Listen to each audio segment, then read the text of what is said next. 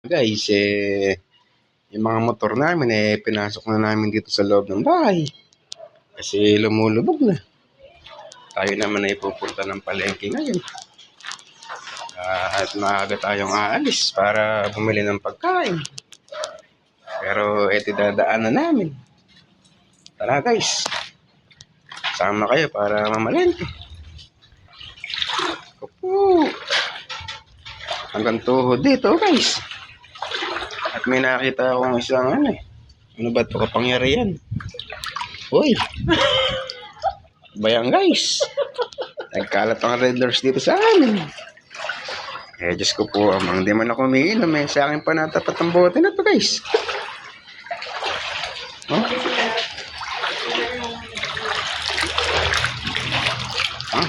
Almusal, Red Horse. Diyos ko po, amang.